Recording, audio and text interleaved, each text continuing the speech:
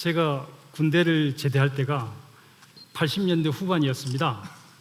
당시 7군데 입사 지원서를 냈는데 저는 지방대 출신인데 7군데 모두 합격을 했습니다. 저뿐만이 아닙니다. 다들 서너 군데 합격을 해서 어느 회사로 갈지 고민을 했었습니다. 주말이면은 그 면접을 마치고 부대로 복귀하는 길에 면접비를 모아서 동료들하고 소주를 했던 기억이 지금도 납니다. 모두 저희 선배 세대가 70년대 경공업에서 중화학공업으로 산업 구조를 바꾼 덕택입니다. 반면에 제가 조카처럼 아끼는 친구 아들은 30여 차례 입사 지원서를 썼는데 아직 한 곳도 합격을 못했다고 합니다. 청년 고용을 제약하는 1순위로 청년 여러분들의 높은 눈높이를 지목하고 있습니다. 여러분 동의하십니까? 인재는 갈 자리에 안 가는 것이 아니라 안 갈 자리에 안 가는 것입니다. 중소기업이라 할지라도 또 연봉이 적더라도 같이 클 수 있는 미래가 있고 장래성이 있다면 왜 안 가겠습니까? 또 한편으로는 대학 진학률이 너무 높아서 정원을 줄이겠다고 하는데 공부 더 많이 하는 것을 막을 수는 없지 않습니까? 국제사회에 우리 우수한 청년들을 표를 하는 나라가 차고 넘치는데 우리 사회가 여러분들에게 그 길을 열어주지 못한 책임이 있는 것이죠. 사실 저는 오늘 여러분들의 선배 세대로서 청년 세대 여러분에게 그 길을 열어주지 못한 미안한 마음을 가지고 이 자리에 섰습니다. 요즘 제가 명퇴 인사를 알리는 메일을 자주 받습니다.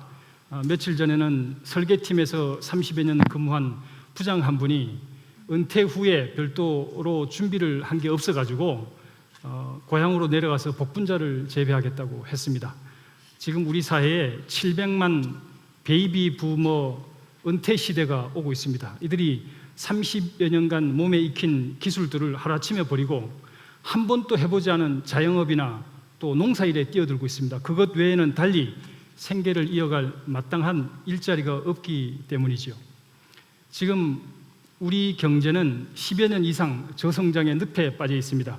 지금 여러분들이 앞에 보시는 두 가지 숫자 88%, 87%가 우리나라 경제를 가장 상징적으로 나타내는 두 가지 숫자입니다. 우리 국민 고용의 88%를 기여하는 중소기업이 매출의 87%를 우리 내수 시장에 의존하고 있습니다. 내수가 포화된 지는 오래됐습니다. 여러분, 이 세상에 어떤 사업도 산업과 시장의 수요곡선을 벗어날 수는 없습니다. 새롭게 성장하는 산업으로 옮겨가든지 아니면 기존 업종이 아직도 성장기에 있는 새로운 시장을 찾아내든지 두 가지 길밖에는 없습니다. 결국 중소기업 문제라든지 또 청년 실업, 장년층 실업 모든 문제의 본질은 성장이 정체된 산업 구조에 있습니다. 내수가 포화되었으니까 중소기업에게 해외로 나가라. 또 우리 청년 여러분들에게 해외에서 기회를 찾으라고 말씀들은 많이 하지만 시스템적으로 길이 열려 있지 않은데 어떻게 각자 알아서 하겠습니까? 또 지금 중소기업 대책, 청년 실업 대책, 장년층 실업 대책 등 여러 가지 처방들이 부문별로 나오고 있지만은 오히려 상황은 악화되고 있습니다.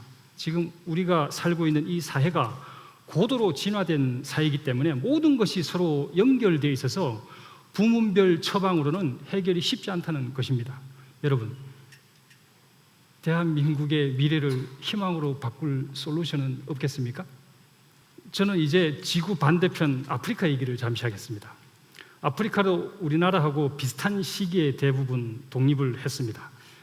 사하라 이남은 지난 50년간 약 1000조에서 1500조 원 선진국 중심으로 원조 자금을 투입을 했습니다. 우리나라 1년 GDP와 맞먹는 규모입니다. 중국이 세계의 공장으로 부상하면서 세계의 기아 인구는 대폭 줄어들었습니다. 하지만 아프리카 기아 인구는 오히려 늘어났고 지금도 인류의 풀지 못한 숙제로 남아 있습니다. 세계 내노라 하는 경제학자들이 총동원돼서 수많은 원조 사업을 펼쳤지만 아직도 매년 900만 명 이상의 인구가 굶어 죽습니다. 여러분, 부산, 인천, 대구 3대 광역시 인구를 모두 합친 인구가 굶어 죽는다는 뜻입니다. 참담한 실패입니다. 아프리카 정글의 야생동물도 이렇게 굶어 죽지는 않습니다. 인류의 수치가 아닐 수 없습니다. 저는 2011년 11월에 만델라 대통령이 말년을 보내고 있던 남아공 쿠누 마을을 방문했습니다. 만델라 대통령께서 제게 그때 지난 50년간 구호활동이라는 명분으로 아프리카에 대한 원조활동이 아프리카 사람들의 영혼을 빼앗고 자립의지를 훼손시켜서 후대까지 악영향을 미친다고 했습니다. 아프리카 사람들에게 필요한 것은 물자 원조가 아니라 자립의지를 키워주는 교육이고 또 스스로 필요로 한 것을 만들 수 있도록 기술을 전수하는 것이야말로 자립의지를 키우는데 가장 효과적인 수단이라 했습니다. 저는 만델라 대통령이 제게 개인적으로 부탁을 한 것도 있고 해서 학교가 없고 전기가 들어오지 않는 시골 마을을 대상으로 태양광 학교를 보급하기 시작했습니다. 40피트 컨테이너를 개조를 해서 지붕에다가 솔라 패널을 얹고 인터넷과 연결해서 이동식 학교를 만든 것입니다. 그런데 여러분, 제가 몇 개월 후에 학교에 다시 가보니 학생이 없었습니다. 공부를 해도 뽑아주는 회사가 급여를 주고 없으니까 부모들이 학교에 보내지 않는 겁니다. 그때 저는 다시 한번 현지에 필요한 것은 돈이 아니라 일자리고 또 기술을 가르치는 사람이라는 것을 깨달았습니다. 지금 온 세계가 아프리카에 굶어 죽는 아이들을 구하겠다고 후원금을 모으고 있습니다. 어찌 보면은 우리가 선으로 내민 도움의 손길이 아프리카 사람들을 가난의 굴레에 올가매는 그런 결과를 초래하지는 않았는지 생각해 볼 필요가 있습니다. 여러분, 아프리카 사람들이 스스로 일어설 수 있도록 아프리카를 바꿀 솔루션은 없겠습니까? 저는 이제 대한민국과 아프리카를 동시에 바꿀 헝거 제로 2023 프로젝트를 소개합니다. 2023년까지 아프리카는 물론이고 국제사회의 모든 기아를 제로화 시키겠다는 프로젝트에는 콜롬비아대 제프리 sak스 교수, 또 에티오피아의 물라투 대통령, 지금은 고인이 된 넬슨 만델라, 그리고 저를 포함한 국내 기업 임원 출신들 100여 명, 해외 여러 인사들이 같이 하고 있습니다. 기아를 원천적으로 퇴치하기 위해서는 일거리 제공, 생필품 자급자족, 또 자립정신 배양, 이 세 가지 요소가 결합된 사업 모델이 필요합니다. 생필품 공단은 노동 집약적이기 때문에 대규모 일자리를 제공할 수 있고 또 원부자재를 현지에서 구할 수 있고 무엇보다도 기술이 단순하기 때문에 현지인에게 쉽게 전수할 수 있습니다. 아프리카와 같은 최극빈국이 경제개발 자립 기초를 마련하는 데 최적의 산업이 될 수 있는 것이죠. 앞에 보고 계시는 공단은 이디오피아에 추진 중인 아디스아바바 파일럿 공단이 되겠습니다. 대기업과 중소기업이 동반 진출해서 대기업은 전력, 유틸리티와 같은 공단 인프라와 판매망을 구축해주고 중소기업이 생필품 생산을 책임지는 구조입니다.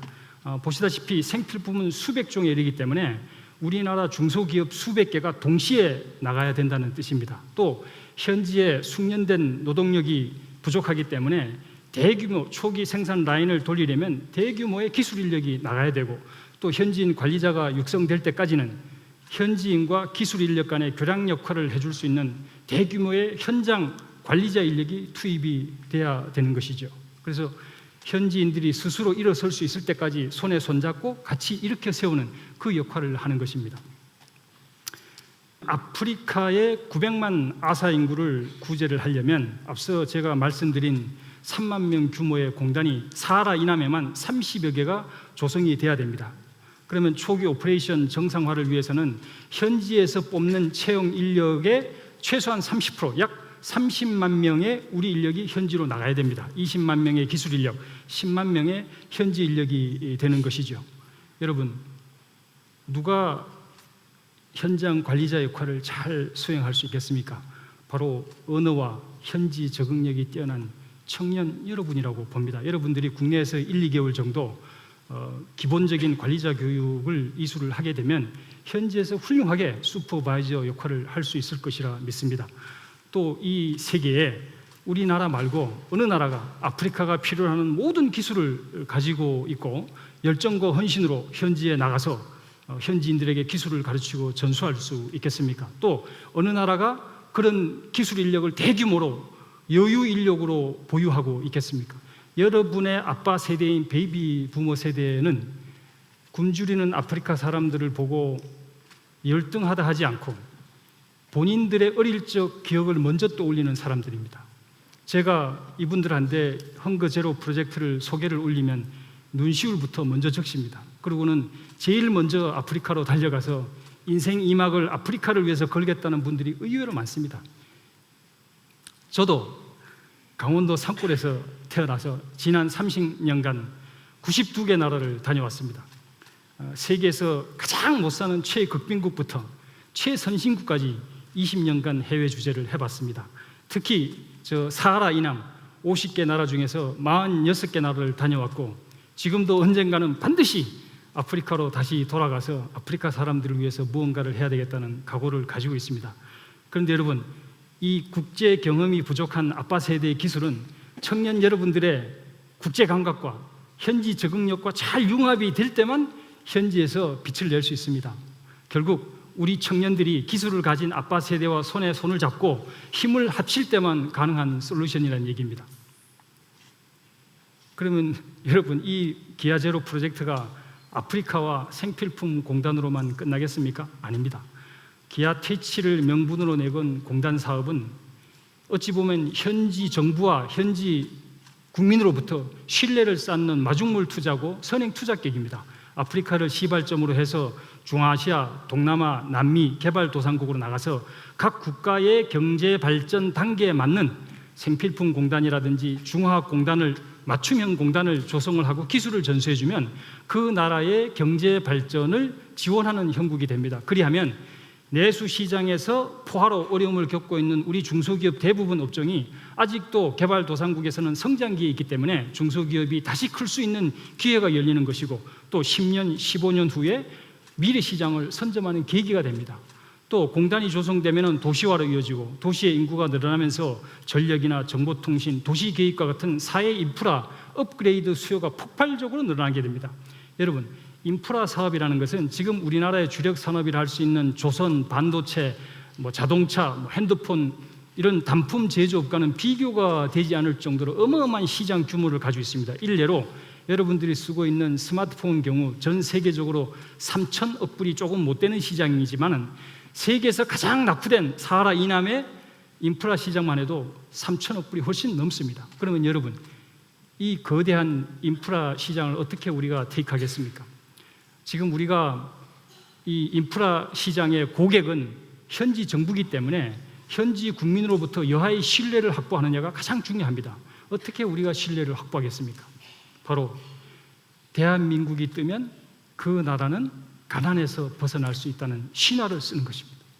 가장 최근에 산업화와 정부화를 또 경험을 했고 산업화와 도시화를 같이 겪었고 또 지금은 국제사회 30% 선진국 또 개발도상국 70% 요 경계에 위치하고 있습니다. 따라서 개발도상국의 경제개발에는 대한민국이 살아있는 교과서고 가장 그분들을 잘 이해하는 사업의 파트너가 될 수 있는 것입니다.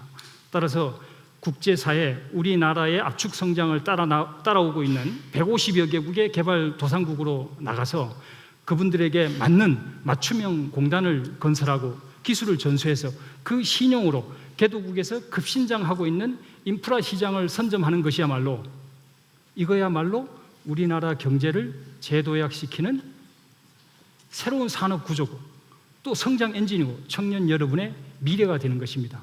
이거는 구글, 애플이 할 수 없는 일이고 중국, 미국이 할 수 없는 우리나라만이 가장 잘할 수 있는 우리만의 미션인 것입니다. 여러분, 청년 세대와 베이비 부모의 꿈은 연결되어 있습니다. 부모의 고생은 자식이 빛나게 살 때 보상받습니다. 제 아이가 실업으로 고통받는다면 제 인생 또한 실패라는 뜻입니다. 청년 세대와 베이비 부모가 또 중소기업과 대기업이 또 정부와 민간기업이 손에 손잡고 국제사회 일원으로 우리만의 역할을 찾을 때 우리는 다시 성장하고 존경받을 수 있습니다. 이제 이것이야말로 우리 청년들이 열어가야 할 한류 2.0이고 또 우리 사회가 새롭게 시작해야 할 상생사의 출발점이 되는 것입니다. 이제 더 많은 대한민국의 청년들이 개발도상국의 공단을 진출을 발판으로 삼아서 국내가 아닌 해외에서 성장의 기회를 찾고 꿈을 펼치게 될 것입니다. 여러분 기술을 가진 아빠 세대, 여러분 아빠 세대 베이비 부모의 은퇴가 더 이상 우리 사회의 부담이 아니라 청년 세대 여러분에게 길을 열어주는 희망이 될 것입니다. 이제 이 프로젝트의 한 축인 청년 여러분께서 많은 성원을 보내주시고 또 인풋을 부탁드립니다. 여러분 코리아나 노래 가사 아시죠? 손에 손잡고 광복 70년의 영광을 꽃피우는 미래 청년 여러분의 바로 청년 여러분의 30년의 희망을 같이 열어갑시다. 감사합니다.